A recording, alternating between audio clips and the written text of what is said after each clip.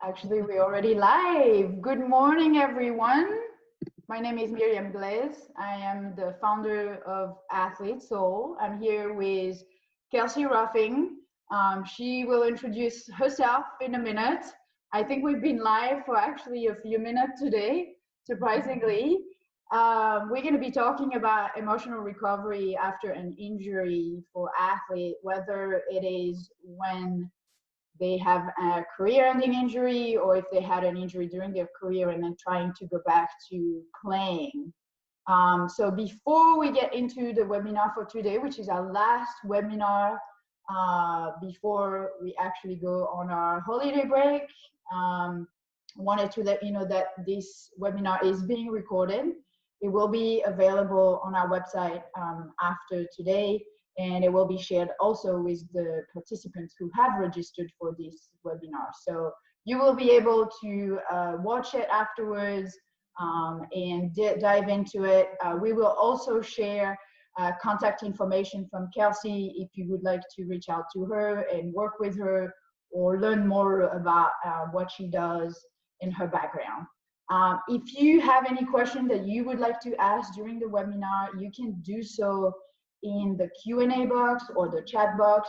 I invite you to type your question. I will be recording all the questions during the webinar while Kelsey is talking, and then we'll do questions at the end of the presentation. She has about 40 minutes of presentation, and then we'll follow up with the Q&A.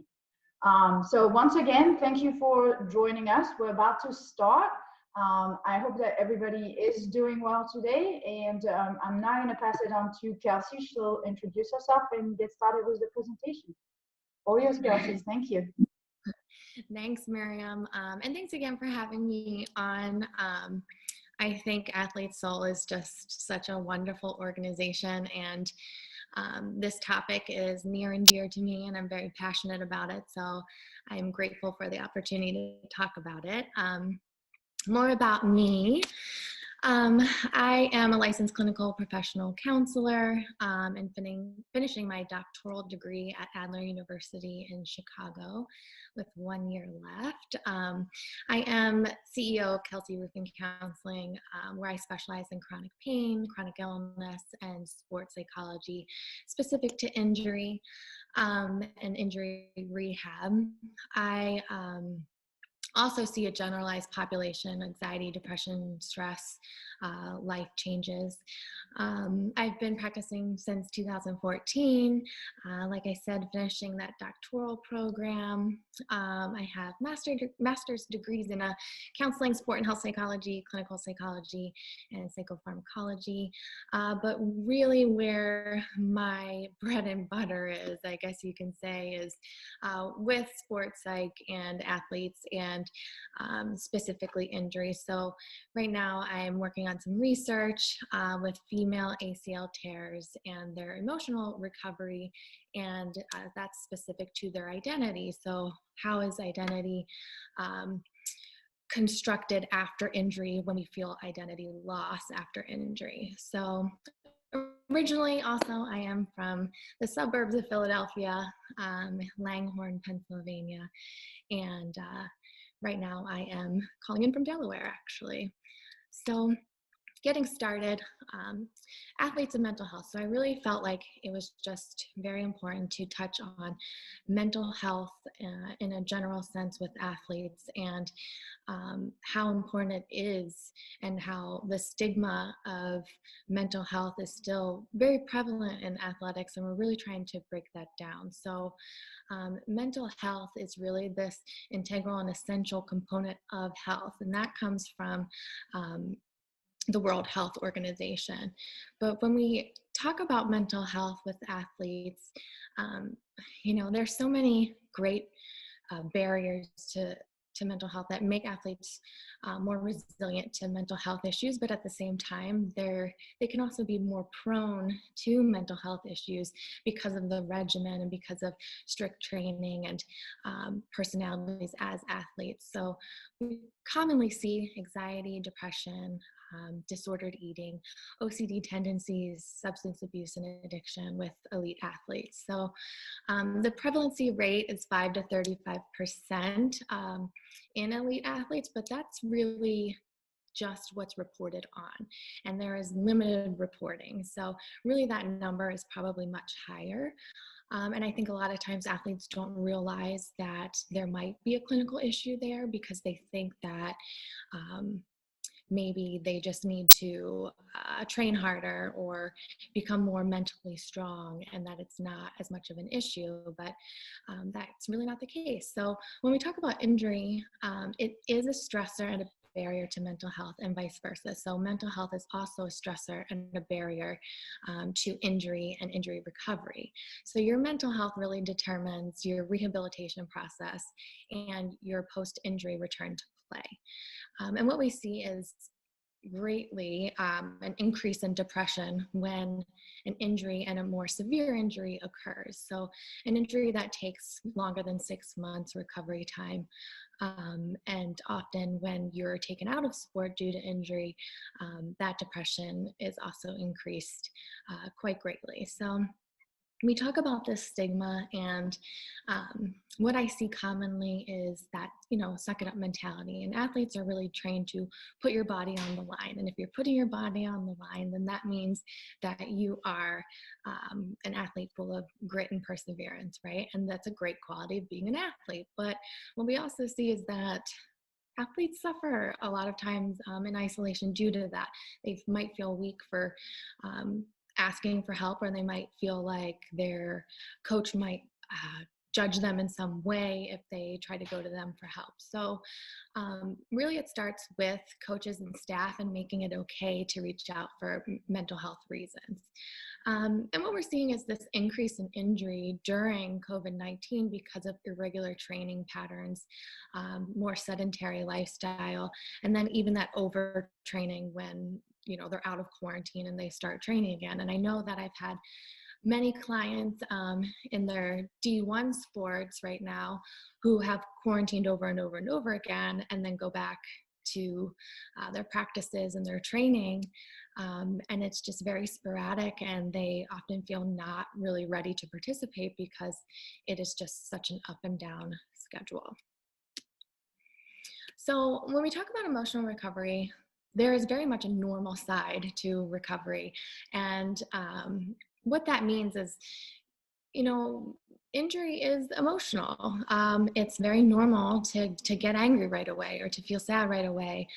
There are feelings of initial denial, is this really happening? No, this isn't happening. And maybe, why me? And feelings of loss, a little bit of that grief process of what does this mean for me now?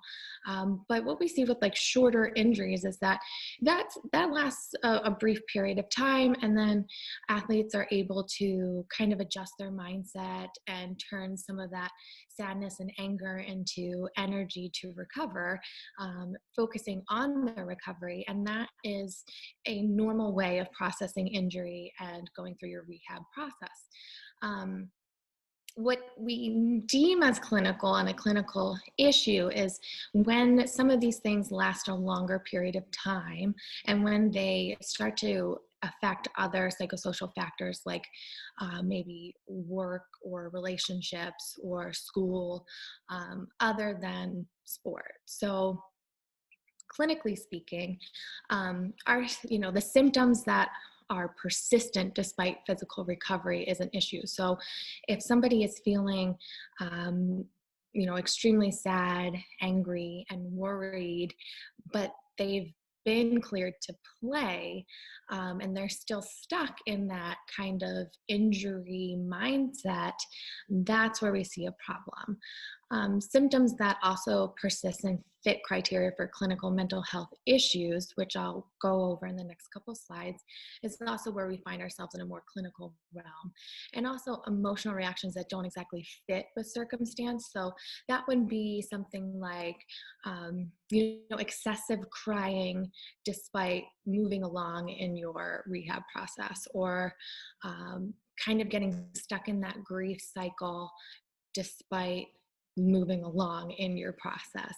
Um, Extreme bouts of anger that seem irrational. And sometimes, your best kind of indicators are people around you. If people are saying, no, you're kind of different, or you seem really sad lately, and things like that, then it's kind of a light bulb that something more clinical might be going on. So I think it's really important to go over some of the mental health issues we commonly see with injury, and to bring awareness to them and also their symptoms. So, mental health issues are really kind of overgeneralized in society. When we say, "Oh, you must be really OCD," or that's just anxiety, but we don't really know what we're saying in a clinical sense. Um, so I think it's also important for athletes to be aware of what these symptoms are, coaches and family members, just so you might, sit there and think, well, oh, okay, that might be an issue. So depression wise, we have things like irritability and sadness. We have energy loss, feelings of guilt that are unnecessary, worthlessness. And more severe side of depression would be thoughts of death or self-harm. Um, Especially impaired concentration is a big one I think people miss. Like if you just really can't focus on things, or you have a great loss of pleasure in things you used to do, right? So maybe sport seems less pleasurable to you, and you're like, oh, I don't really feel like training.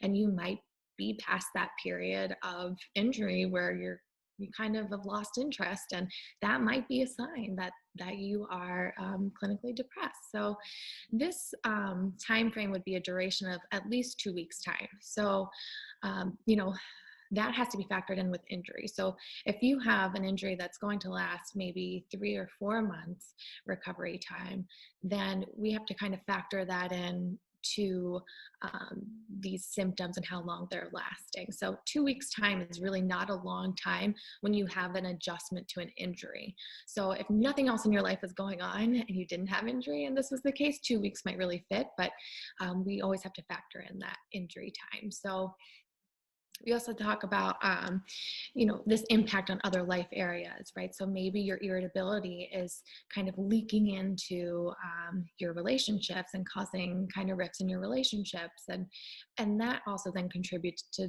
the depression. It's very cyclical. So what we see in research is that the retirement from sport is the most important risk factor for suicide in professional athletes. Oftentimes that's just because they've lost their purpose. And if you're riddled with injuries in your career and then you retire from sport, a lot of times you're left with chronic pain issues, and chronic pain and suicide ideation is very correlated. So what we also see is that male athletes typically have higher suicide rates, and football players in particular are among the highest. And a lot of that has to do with concussion and head injury and CTE factoring into that. Anxiety. So this would be more along the lines of, that excessive worry, and we're looking at a 6-month period of time. So if your injury is more of a short-term injury and you return to play and you still find yourself anxious and worried and continuously thinking about it and fearing it, then that might be a clinical issue. So this would be like feelings of apprehension, a little bit panicky, weak, increased heart rate, sweating excessively when thinking about injury or sport, irritability, again, factors in there. And then these physical symptoms that a lot of people miss. So stomach issues are a big one. Our brain and our gut are in our central nervous system directly aligned, and your gut is your second brain. So a lot of times when we have anxiety or depression, we can feel it in other parts of our body, like our stomach, and we'll have upset stomach a lot, which can also mean you have digestive issues, and headaches and migraines are also really correlated with anxiety.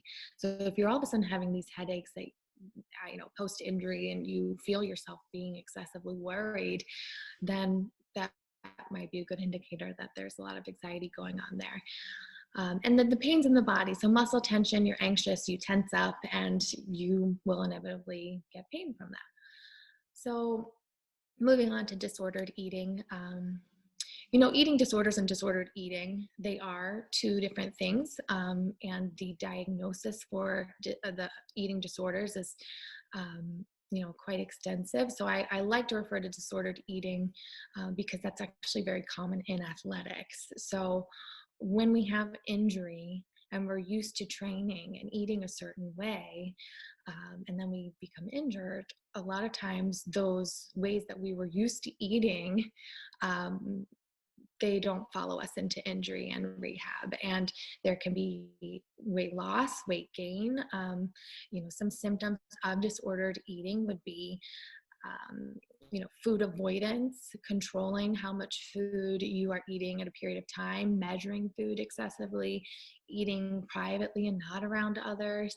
And more serious symptoms that we often see with female athletes particularly would be the hair loss, the thinning of hair, these electrolyte disturbances, hormone issues, and then loss of menses would be a really great indicator that there is something going on with disordered eating.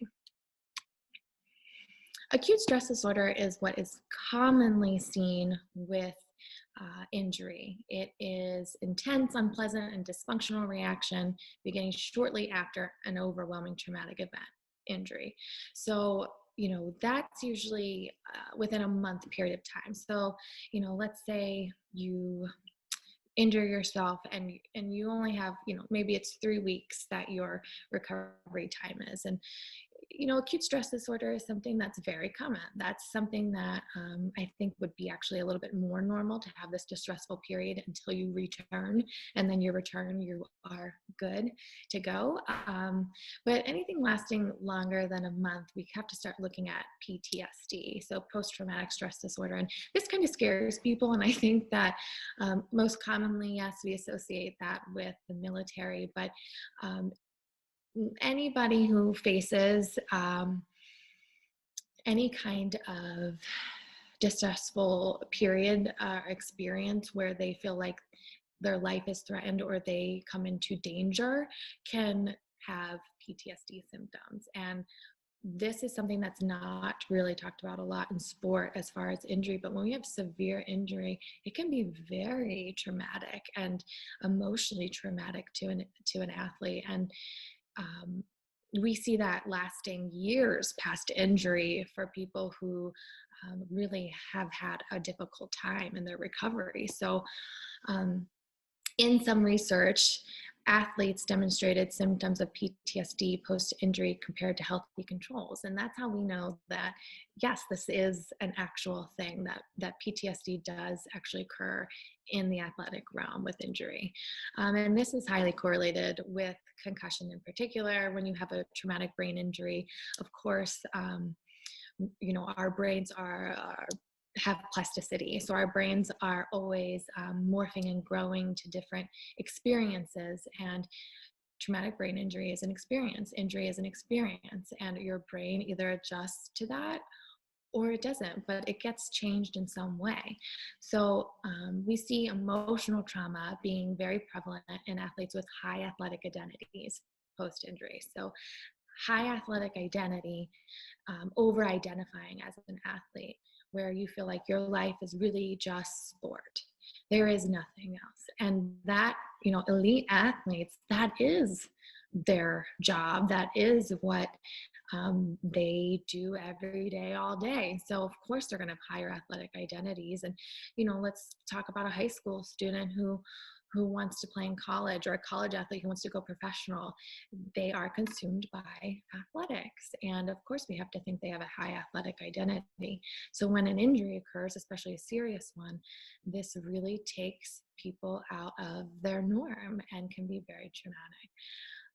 And especially, with ACL tears, we see trauma occurring because of the severity of the injury and the length of time that it takes to overcome the injury. And these are some symptoms of PTSD. So irritability, angry outbursts, thinking about the injury and becoming maybe irrational, memory loss of the injury, reoccurring thoughts, fears, dreams about that injury, and this hypervigilance is important. So the possibility of danger. So when people who have serious injury try to return to sport, they may have this hypervigilance where they can't do the move that they did when they got hurt, or that's when hesitancy comes in because they're too hypervigilant to that injury and how it occurred, that now their brain says, well, that's too dangerous, we can't go there, and that makes it difficult. Of course, disturbed sleep is also a big sign, insomnia, and that also contributes to this anxiety of thinking about the injury just keeping you up at night. And when we further talk about injury and identity, I talked about that athlete identity and over-identification. This causes complications with injury, and it causes complications with retirement. And we see that athletes with high athletic identity are more likely to play with an injury and through injury, which again, in sport world, we think is this miraculous thing that they're, superheroes in a sense. And really what it's doing is damaging the body, and it's prolonging an injury, and it's prolonging their return to sport when they finally deal with that injury. And it's controversial, right? Because athletes are trained to lay their body on the line, and it is admirable, but it comes with consequence. The loss of identity during injury is profound. So after a severe injury, even a career-ending injury, there's a great loss of sense of self. Who am I? What am I doing here? Anxiety is definitely increased during this time, and it's just this lost kind of grief period. And some athletes will get stuck in that, and there may not be this rebuilding. And the rebuilding is, in the research that I'm doing with the emotional recovery from severe sport injury with a colleague out of UIC, Dr. John Kuhn-Lilly, we are seeing that the rebuilding of identity is taking at least 5 years' time.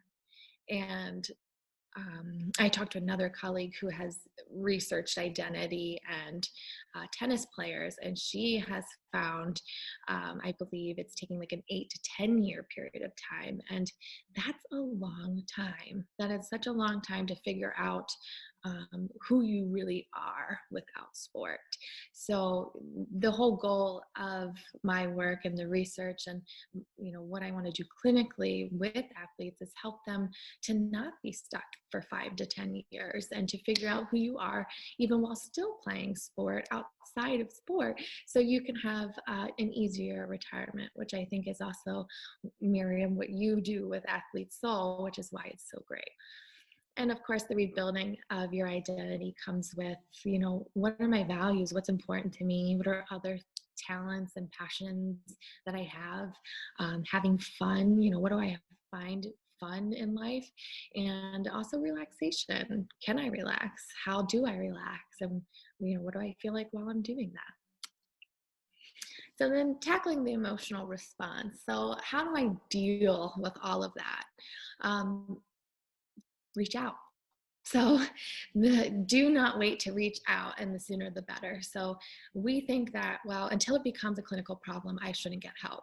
And that's really not the case. What we really need to start doing, and what coaches and support staff need to start doing, is as soon as an athlete gets hurt, and really it would be nice if before an injury occurred, we were already using some of these mental skills. But as soon as an athlete is injured, go get help. Seek clinical help, whether that's this psychologist, an LCPC like myself, an LPC, mental toughness coach, whatever that is.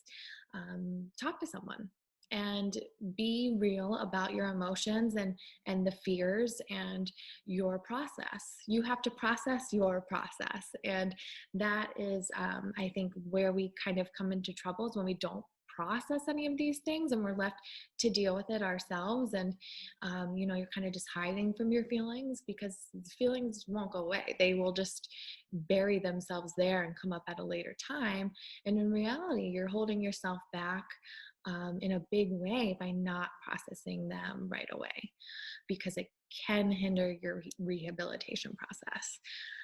Also, asking questions to your doctors or physical therapists, just getting as much information as you can from your medical staff about the injury and the rehabilitation process. Through the research that I'm doing, it's amazing that, athletes have to trust their doctors and they have to trust their medical staff in order to also have a smooth recovery. And we see them trusting them more when they are given more information, and they should know all of these things about the injury and about surgery and about what does my rehabilitation process really look like. Give the facts up front and ask for them. Be assertive. Mindfulness and acceptance is something I talk about all the time, and it's just so helpful. So mindfulness, being in the present moment, we can't be stuck in the past and thinking about the injury reoccurring all the time. And we can't be stuck in the future about, well, what is it going to be like when I return to play? Because we don't know the future, right? And the past already happened. So how can we stay present enough with our injury and with our rehabilitation process in order to really give our energy to that?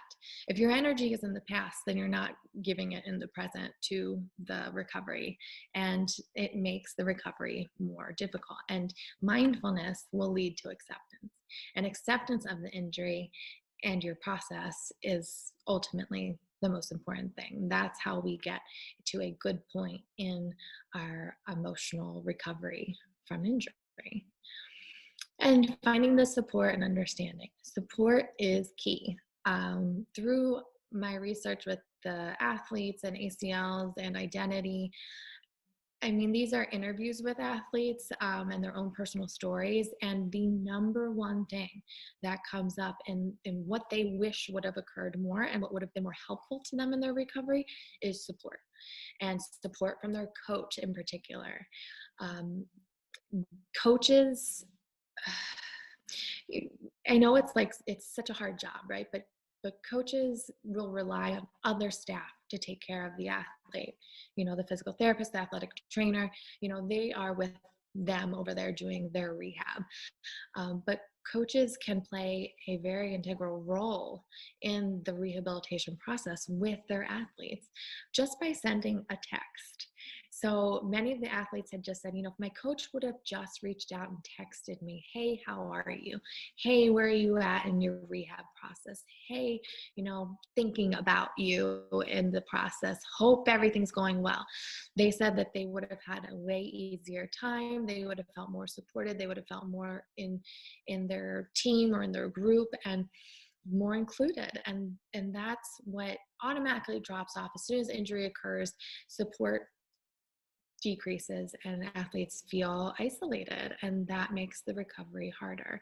Now, if you don't have a coach or you don't have a team and you're kind of just maybe you're a marathon runner, or you find yourself being an athlete and just being a runner, well, where is your support? Can you find that in significant others, friendships, groups of some kind, family members, and let people know how to support you?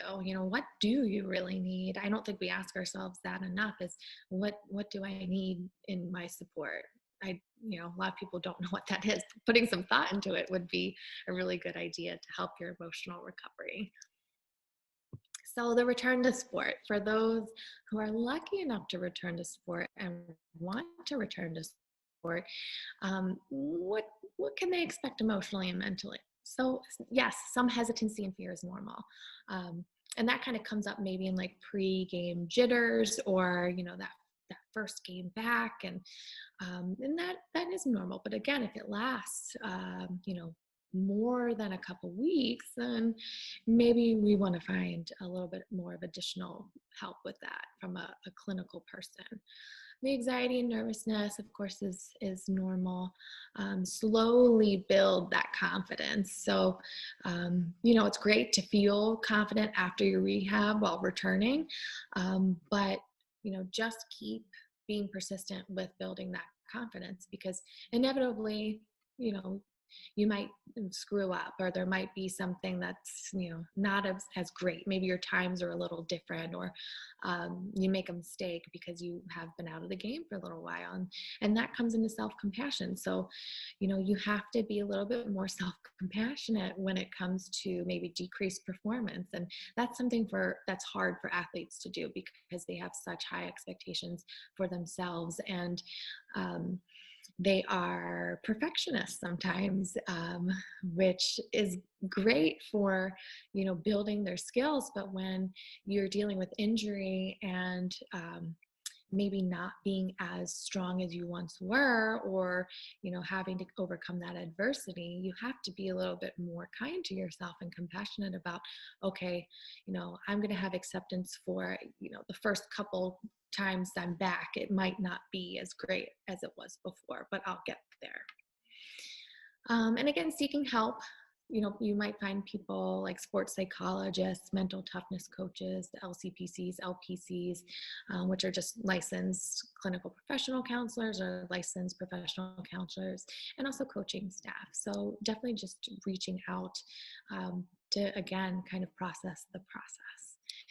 And fear of injury, fear of re-injuring is definitely one of the most talked about things with clients when they are injured and returning to sport, that there is, at least a little bit of fear there, which is fine. That's normal to a certain extent. But if your performance is hindered by this hesitancy, then definitely seeking help for the mental game right away is important, because hesitancy and being hesitant in your movements will lead to re-injury. So it's almost a self-fulfilling prophecy, where I'm afraid to re-injure myself, so I hesitate, and in doing that, I also injured myself again. We see that a lot with the ACL tears, with tearing your right ACL and then building that up and kind of neglecting this left, and then maybe you hesitate to juke, or you hesitate to go up on the layup, and you just end up tearing the other ACL. So we do see that a lot. Once you tear it once, it's pretty prevalent to see another tear. And get honest about your fears and confront the basis of fear. So, yes, I'm afraid of re-injury, but what does that really mean? So if I'm afraid of re-injury, then maybe I'm actually really afraid of losing my athletic scholarship, or maybe I'm afraid of losing some of that athletic ability, or calling myself an athlete, because that maybe I do have to retire after I re-injure myself. There's a lot of questions there. There's a lot of fears that go way beyond re-injury, and it could be anxiety based, and it could be PTSD based, but being honest about what you're actually afraid of is important. And if we don't know what that is, you can certainly learn more about that with a clinical staff member, or a psychologist or counselor. And our keys to success. So resiliency is one of my favorite characteristics. And, if you want a successful recovery, both emotionally and physically, then we have to have some of these characteristics, if not most of them, all of them. So resiliency, the capacity to recover quickly from difficulties. And this is something that, obviously my work is kind of based around, and what I help athletes with is how to build resiliency to adversity. And injury is adversity. It's huge. So how can I be in a mentally sound state to help my recovery instead of hinder my recovery? That would be resiliency. Persistence, staying with your goals and with your rehab process and track, and going to PT that those 3 times a week. If you find yourself, not really wanting to, or only going once instead of the 3 times that's suggested, there might be a little bit more of a depressive factor there. And, I don't really feel like it. So, what does that really say? Is that more of depression? So if you find yourself not being persistent, then it's good to maybe ask yourself some of those questions. Grit is one of my favorites. Grit is when you combine passion and persistence. So, and that's not hard for athletes to do a lot of the time, because they are so passionate about their sport that it helps them to persist. So grit is something that we also work on in my clinical practice. Courage. So athletes are not shy to courage. They're very courageous, but when this has to be for asking for help too. Do you have the courage to let your coach in and ask for mental health assistance? Assertiveness. Female athletes especially, they do not know how to be assertive, and they feel like they can't. And I have a couple of clients who are college athletes who are injured and feel like they can't be assertive with their coaches and saying, I need a break right now because, I have this pain in my arm, or, my body is just telling me I need to relax. Instead they push and push and push, and then they re-injure themselves because their coach is telling them they need to push themselves, and the athlete isn't speaking up about what they're really feeling. And, some of that is also the coach needs to be more aware, but the athlete also needs to feel like they're in a place where they can be assertive, and not be punished for being assertive. It's admirable to know what's going on with your body, and to be able to communicate that, and coaches should be more accepting of assertiveness with their athletes in injury. Information. So like I said before, gathering that information about your injury and about the rehab process and being in the know will lead to a more successful recovery. Just like being aware of these mental health issues that can occur. So gathering the information about that and being aware of what's going on with you mentally. The social support is number one, especially from the coaches, especially from teammates. Just sending a simple text does a lot. And then familial support. So having support from family members and friends is also very important, because injury is an isolating process. The mindfulness, to stay in the present and to not dwell in the past or focus too much on the future. Clinical help, which would be someone like me, and the self-compassion, which also leads to some of that acceptance about, I'm not going to be too hard on myself in this process because I've had to overcome a lot. And that's very important to a successful rehab process with your injury. So the takeaways, finally, mental health is important and an essential piece to injury recovery. They really go hand in hand. The mind and body is connected. It's a strong connection. So, if you hurt yourself physically, there is a mental process, and that is something we have to just keep talking about in sport, is this mind-body approach to recovery. Emotional difficulties can negatively affect injury rehab and return to sport. And, if you find yourself depressed, anxious, having PTSD symptoms, having OCD symptoms, this can affect your rehab. And if you're someone who wants to get back on the field, addressing those issues, sooner the better. So support is crucial, like I said, and sooner the better is always the best option. So there are some resources here too that you can follow up on if you want to find out more about mental health and injury. And that is it. Thank you, Kelsey. You're And welcome. thanks for the resources. We will be sharing those resources with our registered participant afterwards. I'll put everything in an email so they'll have access to the presentation as well as all the resources. And I really like what you were saying, talking about the mental side of an injury, because really not only it could be a challenge when you're injured, but if you can take care of your mental health and be in a better place mentally, it will support and facilitate your recovery. and help you return to sport much faster.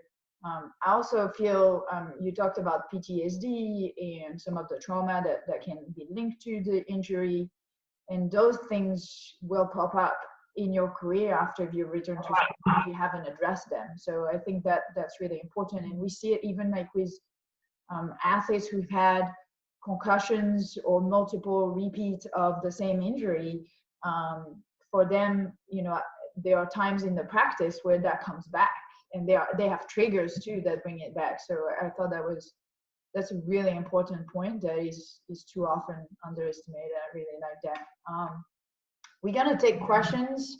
If ever anybody has a question, if you can write your questions in the Q&A box or the chat box, and I'll ask them to Kelsey. I do have a few questions for you, Kelsey. The first one is, there is a difficult aspect, which is athletes do not seek help. They're very aware of their performance. They're very aware of when it comes to their sports and training, but often they're unable either to recognize that is something wrong with them from a mental perspective, even though they may have an injury that they can recognize, or they simply do not want to recognize that. And so I'm curious if you see as many athletes self-diagnose the fact that they're not doing so well mentally, or that you see more other people within the circle of those athletes seeking help for them. I'm curious, what's the trend, and do we have to really encourage others within the circle of the athletes to help them more and seek help for them? I think it kind of seems like it depends on age. So the younger athletes that I have, like more high school level athletes, I hear it a lot from the parents. So the parents will say, well, my kid doesn't exactly want to come see you, but I feel like they need to because he seems really depressed. And I think it's hard, especially for the high school level athletes, to recognize that something might be wrong clinically. And of course, since they're around their parents all the time and family members, the parents pick it up. And then, eventually they do come in for help, and it ends up being a good thing, and they stick with it.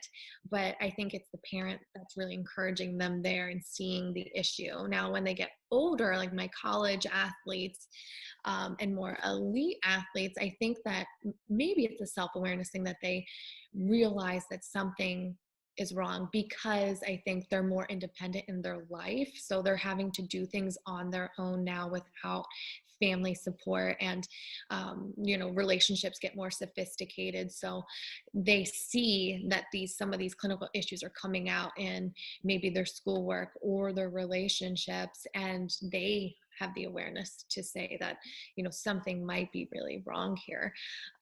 So they're the ones that are reaching out more independently. And from those, when we talk about the coaching staff, it seems like the coaches are really unaware of the clinical issues with them. Like, they are not being open with the coach, and the coach isn't asking. And I think that it's this fear of my coach judging me, or not, I might lose my position because I'm having this kind of trouble. Absolutely. And I was going to get into that, because I think the fear attached to possible consequences of your injury is real. It's not just the loss of scholarship, it's the loss of playing time, it's the fear of not being able to return to the good graces of the coach and playing.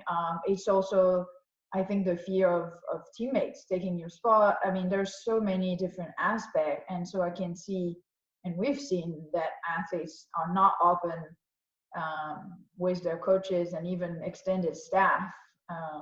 But I feel that there are a lot of avenues now that are very discreet, especially in college, where you can seek help for mental health challenges, and it's very private, and it will not affect your relationship with your coach and your team.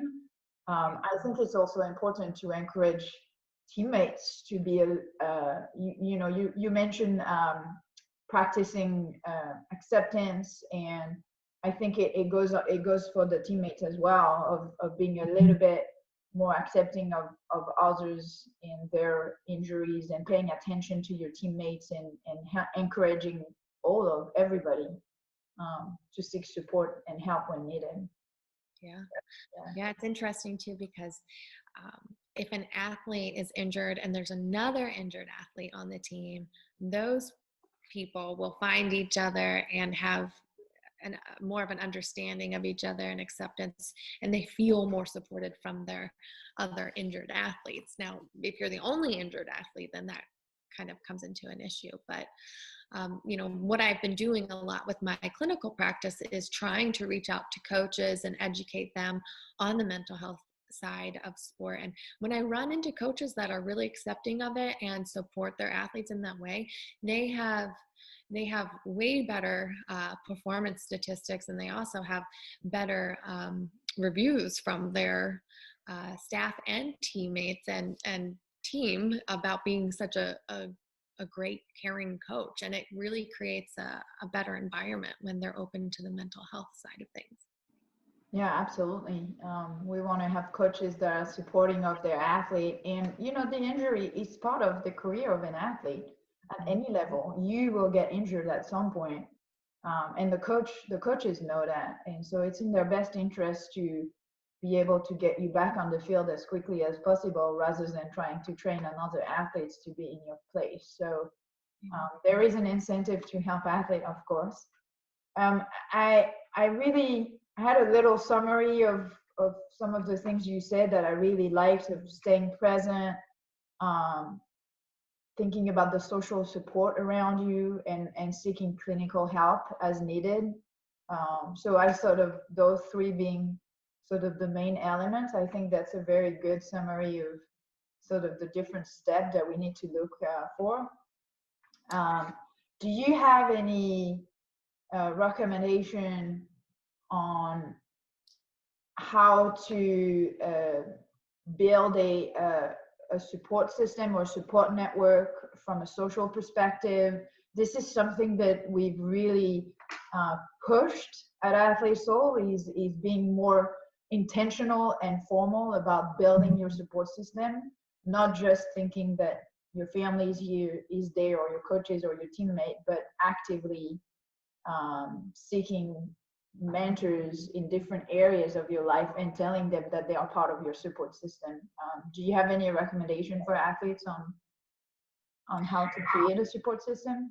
Yeah, right. That first step is reaching out, right? And I think that's probably the hardest step to take, because then you, to some extent, have to accept that that's what you need. And if you're not aware that that's what you need, well, then we have to start, somewhere else with, what is it that I need, right? Like I mentioned, asking yourself that particular question, which we don't do often, is so important. But I think that now in times of social media, using social media is for that circumstance is really beneficial. So I know that a lot of athletes, there's groups on Facebook, but a lot of people will use like Facebook, Instagram, and Snapchat to kind of exchange messages or find other individuals who are going through similar things as them, and they feel like they get support through social media. And I think that's a really interesting way to use social media. But just being able to have the awareness and to reach out, the people you reach out to can also find other people. So it's like a little trail there of connections. But, it is kind of about just asking and telling people what you need from them. So I think that's the hardest thing is hey, I don't really need you to give me suggestions. I just need you to kind of sit here with me and listen to what I have to say. That's, it's hard to say those things, and it's hard to be aware of those things, but telling people how to be a support it's kind of more quality over quantity. You don't need 20 different people supporting you if they're not actually supporting you, if you know what I mean. If you have 2 people who are of good quality support, then that outweighs the 10 people who are just there. Absolutely. And I liked what you mentioned with social media, because the ability to find someone who's got a similar injury to yours, who's gone or has gone through the same phases as you are, and also perhaps someone that you do not know and you're not connected with, that gives you some distance as well. I think that's interesting. Yeah. So we don't have any additional question, Kelsey, and so I think we're going to wrap it up here. I wanted to thank you very much for taking the time on this week right before Christmas, and sharing your expertise. Can you tell us where we can find you, maybe information about your website, and then we'll close it up after that? Yeah, so the website is my name, counseling. So www.kelseyroofingcounseling.com. And my email is kelsey@kelseyroofingcounseling.com, which you can also find on the second or the first slide after this one. So that's where you can find me. And also Instagram is Kelsey Roofing Counseling. And I also have a Facebook page too. Perfect, great. And we'll share all of that information with everybody. Thanks for taking the time again. I wish you the best for the holidays, and to everybody that's been following this webinar and some other webinar that we've had before. We're closing this year with your webinar, Kelsey, so thanks again. And yeah, we'll follow up with an email with all the information, and feel free to reach out to Kelsey if you have any further question, or if you would like to work with her. Thank you, everybody, and have a great week and a happy holidays. Thank you. Bye, Kelsey. Bye.